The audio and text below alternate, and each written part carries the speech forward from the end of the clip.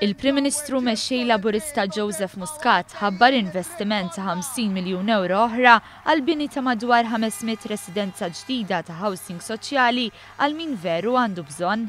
Dan tħabbar mill-Prim Ministru Muscat waqt li jindirizza eluf kbar ta' Maltin u Għawċin f'mass meeting fi Pjazza Tri Toni brabta ma' ċelebrazzjonijiet ta' jum il-Ħaddiem. Dr. Muscat qal li dan il-proġett iffinanzjat mill-Programm ta' Ċittadinanza b'investiment se jingħaqad ma' dak li diġà beda jitwettaq f'16 sit mill-Awtorità ta' Djar għall-bini ta' madwar 680 residenza b'investiment ta' 50 miljun euro.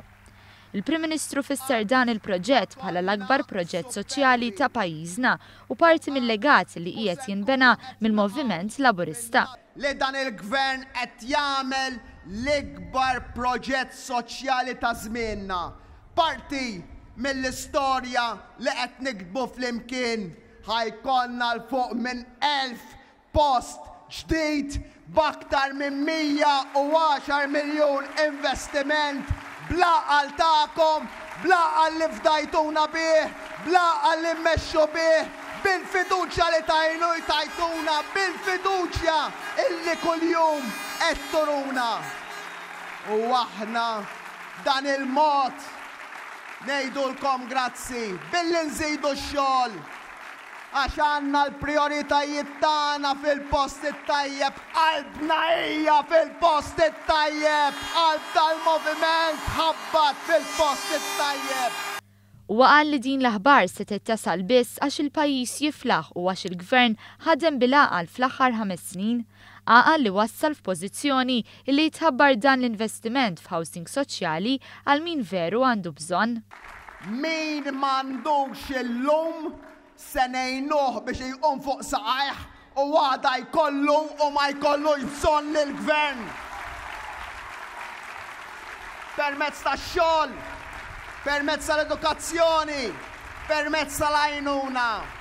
Hekk telep il-faqar, hekk tagħti ħajja dinjituża, hekk tiċċelebra l-ewwel ta' Mejju. Il-Prim Ministru qal li l-folla preżenti li għandna nistennew illi anke fuq dan l-investiment ser isir attakk minn dawk il-ftit illi ma jifilħux jaraw li qed tingħata għajnuna lil min l-aktar għandu bżonn. Nappella iżda għal kelma waħda bit-tweġiba għal dan kollu. Il-kelma hija għaqda. Pajjiżna huwa wieħed mill-aktar li mxew il-qudiem fid-dinja fi żmien qasir. Perswas li jekk nibqgħu miftuħin, nispjegaw kemm imxejna l-qudiem anke f'dak li għandu x'jaqsam mal-liġijiet, mas-saltna tad-dritt kulħadd jifhem minn fejn tlaqna. Dr. Muscat kellem ukoll dwar l-ħtieġa ta' regolamentazzjoni tas-suq tal-kera u qal li dan se jkun l-ewwel gvern li se jkollu l-kuraġġ idaħħal miżuri biex is-suq tal-kera ma jibqax il-ġungla li jinsab fih filwaqt li ssir qabża l quddiem.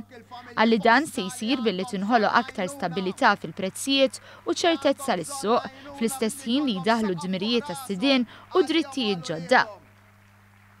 Iżda se nkun ċar akkost li jkun hawn min ma jieħux pjaċir b'dak li ħanejt. Il-housing soċjali irid ikun għal min veru għandu bżonnu. Għal min veru jipprova jkollu daru iżda ma jistax minħabba l-mart, minħabba l-faqar. Għal min jipprova u ma jistax, mhux għal min jitażżen u min għalih se jdawwar lill-Gvern fuq subajh.